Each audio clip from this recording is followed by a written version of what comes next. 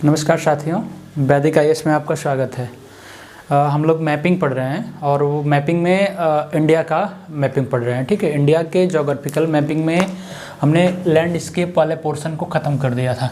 ठीक है, हमने बताया था ना कि पहला सेगमेंट क्या था मैपिंग पढ़ने के में, लैंडस्केप था, फिर क्लाइमेट था, उसके बाद फिर ड्रेनेज सिस्टम था, उसके बाद फिर नेचुरल प्लांट्स था, फिर नेचुरल रिसोर्सेज थे। ठीक है, तो लैंडस्केप के बाद क्या आएगा आपका क्लाइमेट। लेकिन क्लाइमेट चूँकि हमने पूरे विश्व के क्लाइमेटिक रीजन को बता दिया था, इसलिए क्लाइमेट तो आप अपने आप से लिख सकते हो कि क्लाइमेट कैसा होगा यहाँ का। ठीक है, उसके बाद फिर तीसरा आता है ड्रेनेज सिस्टम। ड्रेनेज सिस्टम हम लोग इसकी बात करेंगे आज, ड्रेनेज सिस्टम की कि होता क्या है। ड्रेनेज सिस्टम का हिंदी होता है अपवाह तंत्र। अपवाह तंत्र, ठीक है। तो अपवाह क्या होता है और ये अपवाह तंत्र क्या होता है, पहले इसको समझिए। अगर जल क्या कहते हैं, निश्चित वाहिकाओं से हो रहे जल प्रवाह को, अगर कोई निश्चित वाहिका है जल ले जा रही है, मतलब फिक्स है कि यहाँ से जल जाना है, तो इसको अपवाह बोलते हैं नदी का। ठीक है, निश्चित वाहिकाओं से हो रहे जल प्रवाह को अपवाह बोलते हैं। लेकिन अगर इन वाहिकाओं के जाल को, अगर इन्हीं वाहिकाओं में कई वाहिकाएं मिली हैं तो इनके जाल को क्या बोलते हैं, ये पूरा पोर्शन कहलाता है अपवाह तंत्र। मतलब नदियां और उनकी सहायक नदियों के बारे में हम पढ़ने का प्रयास करेंगे। ठीक है, अब इसका निर्धारण कौन करता है? इसका निर्धारण भूवैज्ञानिकों ने कई तरह से किया होगा। हो सकता है कि किस समय अवधि में यह नदियां बहती हैं, चट्टानों की प्रकृति कैसी है, यहाँ की स्थाकृति कैसी है, ढाल कैसा है, या फिर बहते हुए जल की मात्रा कैसी है, बहते हुए जल की मात्रा के साथ साथ अवधि कैसी है, ये सारी चीज़ें हो सकती हैं इसके लिए। ठीक है, अगर आगे इसकी बात अगर थोड़ा सा बढ़ेंगे तो कई चीज़ें आती हैं, जैसे नदी बारहमासी भी होती है और अल्पकालिक भी होती है। बारहमासी का मतलब होता है कि वर्षा का जल क्या कहते हैं, साल के 12 महीने उस नदी में रहता है। लेकिन एक अल्पकालिक होती है, जो अल्पकालिक होती है वो सिर्फ वर्षा ऋतु के समय में। नदियों को दो तरह से कर सकते हो ना, बारहमासी और अल्पकालिक। ठीक है, अब बारहमासी में 12 महीने जल रहेगा, लेकिन ये सिर्फ वर्षा के समय जल रहेगा। अगर नदी में वर्षा होगी तो नदी में पानी रहेगा, नहीं तो नहीं रहेगा। फिर आगे पढ़ोगे तो इसी में बहुत सारी चीज़ें, छोटी छोटी चीज़ें सुनने को मिलेगी। जैसे जल ग्रहण क्या होता है? जल ग्रहण का मतलब नदी विशेष क्षेत्र से जो जल बहाकर लाते हैं उसे जल ग्रहण कहते हैं। आगे फिर बढ़ोगे तो अपवाह द्रोणी शब्द सुनने को मिलेगा। अपवाह द्रोणी होता है कि नदी और सहायक नदियों द्वारा अपवाहित क्षेत्र। नदी और सहायक नदियों द्वारा अपवाहित क्षेत्र क्या होता है? नदी अपवाह द्रोणी होता है। लेकिन अगर बड़ी नदी होगी तो जलग्रहण क्षेत्र बड़ा होगा तो उसको क्या बोलेंगे? नदी द्रोणी बोलेंगे। लेकिन छोटी नदी होगी और अपवाहित क्षेत्र छोटा होगा तो उसे बोलते हैं जल संभर। ये सारी चीज़ों को आपको बता दिया ताकि आएगा, काम में आएगा आपके। जल संभर, ठीक है, नदी द्रोणी। ठीक है, इसका क्षेत्र जो है क्या कहते हैं, छोटा होता है और इसका क्षेत्र बड़ा होता है। बस इतना जानने वाली चीज़ें हैं। उसके बाद फिर अपवाहित प्रतिरूप की बात करेंगे। अगर अपवाहित प्रतिरूप धीरे धीरे आप पढ़ते होगे कि क्या नदियों का आकार वृक्षाकार है, नदियों का आकार आरी है, नदियाँ जालीनुमा है, नदियाँ विकेंद्रीय हैं। तो इसको थोड़ा सा समझ लो, फिर अपने टॉपिक पे हम चलते हैं। ठीक है, अगर प्रतिरूप की बात करें इसकी तो ठीक है, वृक्षाकार, आरी, जालीनुमा और अभिकेंद्री, 4 तरह की हुई। वृक्षाकार में क्या होगा? पेड़ की शाखाओं की तरह नदियां फैली होंगी। जैसे पेड़ की शाखाएं निकली होती हैं तो नदियां इस तरह होंगी। आरी में क्या होगा? आरी में होगा कि पर्वत से निकलकर नदियां सभी दिशा में बहे। जैसे अमरकंटक से जो भी नदियां निकलती हैं वो क्या कहते हैं? आरीय फॉर्म में होती हैं। ठीक है, उसके बाद जालीनुमा। जालीनुमा में होता क्या है कि नदियां एक दूसरे के समांतर होती हैं और उसकी सहायक नदियां क्या कहते हैं? समकोण पर काटती हैं। नदियां एक दूसरे के सहायक नदियां होती हैं समकोण, लेकिन और जो सहायक नदियां होती हैं वो समकोण पर एक दूसरे को काटती हैं। ठीक है, तो इस तरह की होती हैं, क्या कहते हैं? जालीनुमा। और अभिकेंद्री में मान के चलो जैसे कोई झील है और नदियां यहाँ पे फोर्स डालती हों, आके मिलती हों। ठीक है, तो ये होता है अभिकेंद्रीय। ठीक, तो ये छोटे छोटे चीज़ें थी जो आपके काम आएगी, आप इसको याद रखना। और इसके बाद चलते हैं हम अपने टॉपिक पर, अपवाह तंत्र का जो हमारा पोर्शन है। ठीक है, देखिए अपवाह तंत्र में हमें जानने की जरूरत किन चीज़ों की है, पहले ये देखिए, पहले हम इंडस रिवर सिस्टम को पढ़ेंगे। इंडस रिवर सिस्टम के बाद फिर क्या कहते हैं, गंगा नदी के बारे में पढ़ेंगे, यमुना नदी के बारे में पढ़ेंगे। उसके बाद फिर क्या कहते हैं, दक्षिण भारत की नदियों को पढ़ेंगे। तो इस क्लास को हम 2 सेक्शन में डिवाइड कर लेंगे। पहले क्लास में आपको उत्तर भारत की नदियों के बताएंगे और दूसरे में दक्षिण भारत की नदियों के बारे में बताएंगे। अगर उत्तर भारत की नदियों में के बारे में बात करें तो पहली ही नदी क्या कहते हैं, क्या पढ़ने को मिलेगा हमें, इंडस वैली। इंडस वाला जो क्या कहते हैं नदियों का क्षेत्र है कुछ इस तरह का है, ठीक है। इस तरह का, ये कौन सी नदी इस तरह की बनी हुई है, सिंधु नदी है। फिर इसमें से कई नदियाँ निकली हुई हैं, देखना कुछ इस तरह की नदी निकली हुई है। अभी तो सिर्फ फिगर को बनाना, फिर इस तरह की है, ठीक है। देखो ये जो नदी इसमें आके मिल रही है, इस नदी का नाम झेलम है। अब समझ में आया झेलम किसकी सहायक नदी है, इस नदी का नाम क्या है, झेलम है। और ये जो नदी है छोटी वाली, इसका नाम है, देखो यहाँ पे 2 नदियों से मिलके बनी, हमने आपको बता दिया था, ये चंद्र और ये भागा। और चंद्रभागा किस नदी, जब ये दोनों मिली हैं तो कौन सी नदी कहलाई है, ये क्या कहलाई हैं पता है, चेनाब कहलाई हैं, ठीक है। उसके बाद नीचे आओगे तो यहाँ पे भी एक नदी फिर यहाँ से निकली हुई है, इस नदी का नाम क्या है, रावी। ये शायद यहाँ से है, ठीक है, झेलम के पहले है देखा जाए तो, ठीक है, रावी नदी है। उसके आगे जाओगे तो इस नदी, एक नदी और है, क्या है, ब्यास, ठीक। तो ये हो गया आपका तरीका। जैसे ब्यास तो इसकी सहायक नदी पड़ जाती है, जो मेन ट्रिब्यूटरी नदी है वो सतलज पड़ जाती है आपकी, ठीक। अब इसको समझिए आप, इस तरह से नदियाँ सारी की सारी बनी हुई है। यहाँ आपका काबुल है, मैप में देखोगे तो इस यहाँ पे आपका काबुल मिलेगा और यहाँ आपका क्या मिलेगा, गिलगित मिलेगा। पाकिस्तान वाला जो हम कल पढ़ा रहे थे वो गिलगित मिलेगा।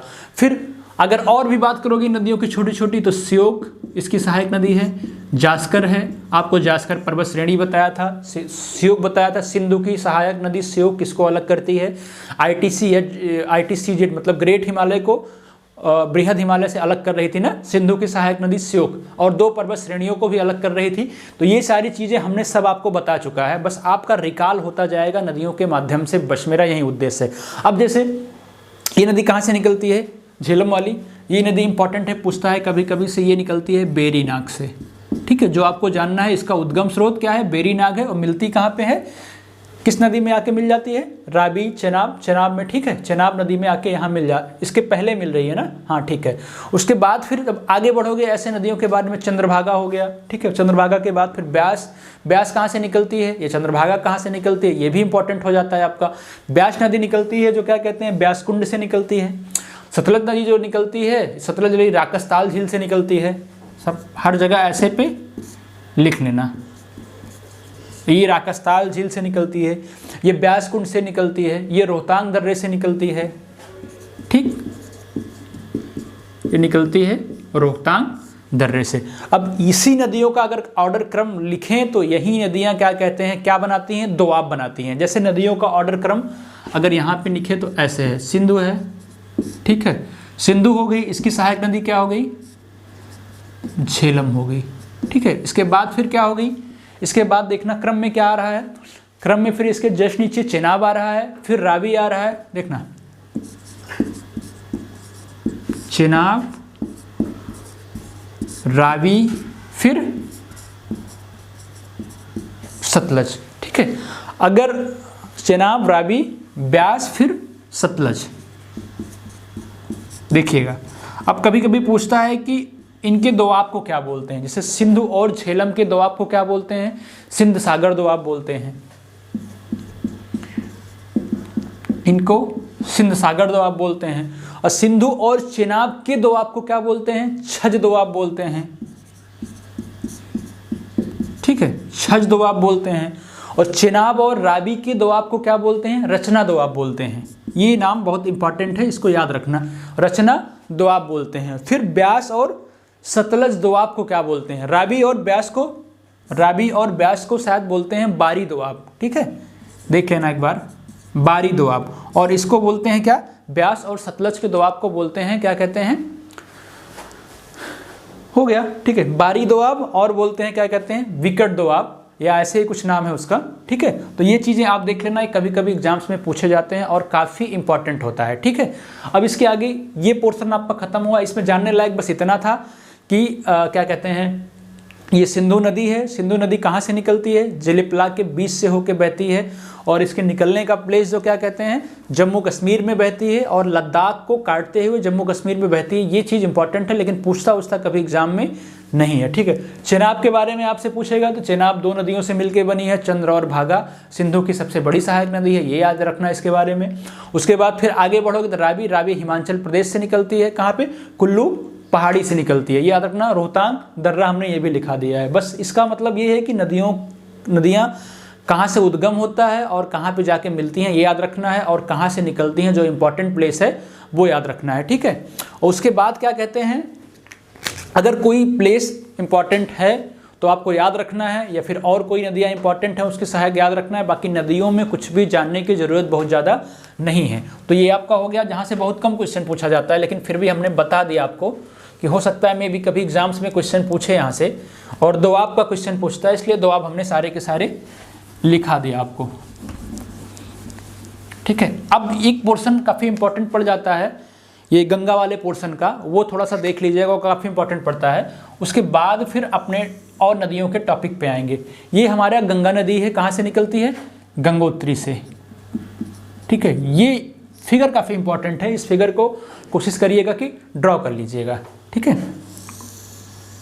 ठीक, कुछ ऐसा है देखने को मिलता है, और ये प्लेसेज हैं यहाँ पे 1 2 3 4, ठीक है। देखिए यहाँ से शुरू करना, एक नदी निकल रही है, ये इस नदी का नाम है अलकनंदा। क्या नाम है इसका? अलकनंदा। ये पूरा अलकनंदा ही नाम से बहती है नीचे तक, इसका नाम अलकनंदा है। और इसमें एक नदी आके मिलती है धौली गंगा, इसमें एक नदी आके मिली धौली गंगा, और जहाँ ये नदियों का संगम होता है उसको हम बोलते हैं विष्णु प्रयाग।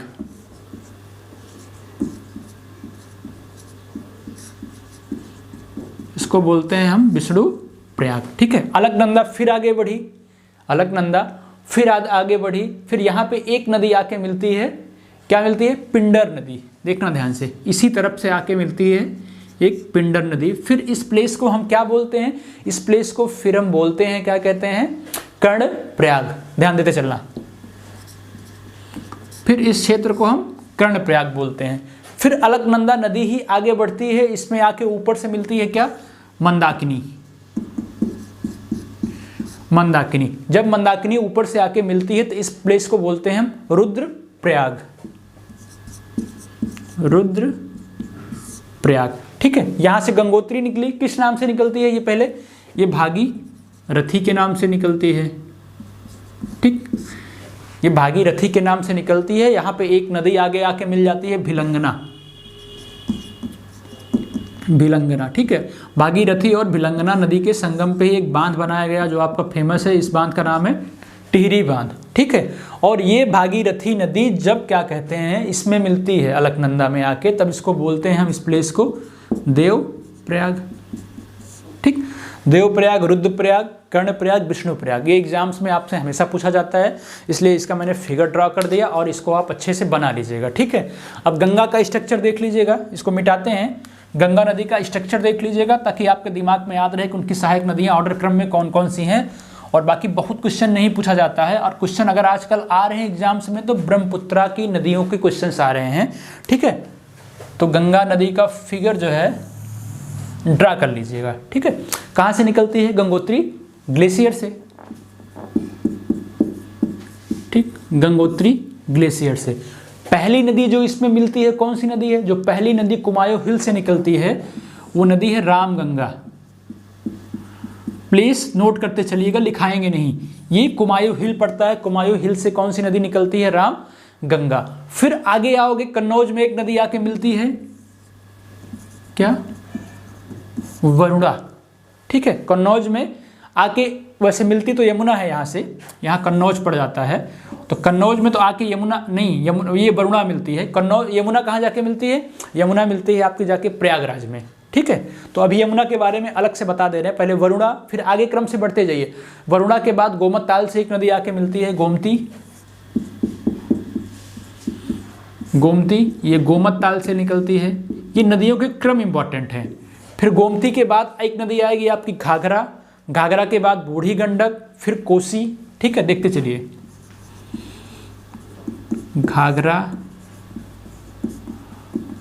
बूढ़ी गंडक, ठीक है, फिर कोसी, कोसी के बाद आगे जाओगे महानंदा, ब्रह्मपुत्रा, फिर मेघना, ठीक है, महानंदा, फिर यहाँ पे ब्रह्मपुत्रा, ठीक है, ये क्रम है इसका। ब्रह्मपुत्रा के बाद मेघना, ये सारे इसके क्रम है। यमुना नदी जो प्रयागराज में आके मिल रही है इलाहाबाद में, ठीक है, ये कहाँ से निकलती है? ये यमुनोत्री ग्लेशियर से निकलती है। इसकी सहायक नदियों में क्या है? सबसे पहले चंबल मिलेगी, फिर बेतवा मिलेगा आपको। चंबल, बेतवा, ये सब बहुत इंपॉर्टेंट है, बार बार एग्जाम्स में पूछे जाते हैं। महानंदा के बाद, ब्रह्मपुत्रा के पहले एक नदी यहाँ बीचों बीच आके मिलती है। महानंदा के बाद और ब्रह्मपुत्रा के पहले कौन सी नदी है? दामोदर नदी है, ठीक है, ये भी याद रखना, दामोदर। तो ये गंगा का स्ट्रक्चर हो गया, ठीक है। फिर ये सुंदरबन डेल्टा में जाके गिर जाती है, बंगाल की खाड़ी या सुंदरबन डेल्टा में। तो ये गंगा का स्ट्रक्चर हो गया। इसकी सहायक नदियों को याद रखना और ज़्यादा इंपॉर्टेंट नहीं है। जैसे गंगा गंगोत्री ग्लेशियर से निकलती है और देवप्रयाग में अलकनंदा भागीरथी से मिलकर क्या कहलाती है? गंगा कहलाती है, ठीक है। यमुना कहाँ से निकलती है? गंगा की एक बड़ी सहायक नदी है जो बंदरपुच्छ से निकलती है। बंदरपुच्छ है यमुनोत्री ग्लेशियर से निकलती है। इतना आप एक्सप्लेन करके लिख लोगे, ठीक है। उसके बाद ये एक प्लेस फेमस पड़ता है जिसका नाम है तलवाला। वहाँ पे क्या करती है? तलवाला या तजवाला, तजवाला के निकट क्या कहते हैं? ये गंगा के मैदान में प्रवेश करती है और उसके बाद फिर इलाहाबाद में आके गंगा से ये मिल जाती है। फिर रामगंगा के बारे में लिख लेना, रामगंगा कुमायूं हिल से निकलती है, गोमती नदी गोमत ताल से निकलती है। इस तरह का एक्सप्लेन करना चाहो तो आप 100 वर्ड इसके बारे में लिख सकते हो अच्छे से, ठीक है। मैं सिर्फ बता रहा हूँ आपको तरीके। अब देखिए आगे जो इंपॉर्टेंस पोर्शन पड़ता है वो आप देख लीजिए, जहाँ से क्वेश्चंस बार बार यूपीएससी में और पीसीएस में पूछे जा रहे हैं। नदियों से क्वेश्चन आएगा तो शहर के बारे में पूछेगा, या फिर क्या कहते हैं, इस तरह के स्ट्रक्चर्स बना के क्वेश्चन पूछते हैं। जो इंपॉर्टेंट है आपकी नदी वो कुछ इस तरह की है, ठीक है। ये नदी काफ़ी इंपॉर्टेंट है आपकी, और ये नदी आप पहचान गए होंगे कौन सी है? ब्रह्मपुत्र है, ठीक। ये निकलती कहाँ से है? चेमयांगडुंग ग्लेशियर से निकलती है। ये नाम फेमस है, या फिर मानसरोवर झील से।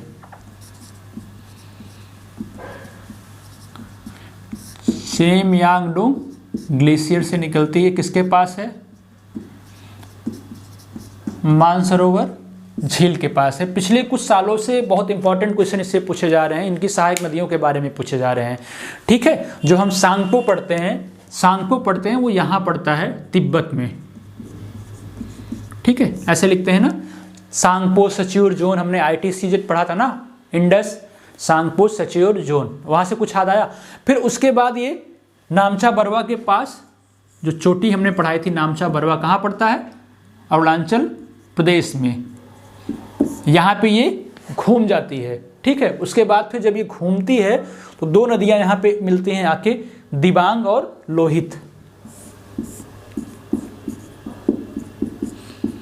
ये बहुत पूछा जाता है, इनकी सहायक नदियों में कौन सी है कौन सी नहीं है, इस तरह की चीज़ें बहुत पूछी जाती है। उसके बाद जैसे इसके बाद आओगे, इसकी एक सहायक नदी पड़ेगी सुबनसिरी। मैप में देखते चलना सुबनसिरी है कि नहीं।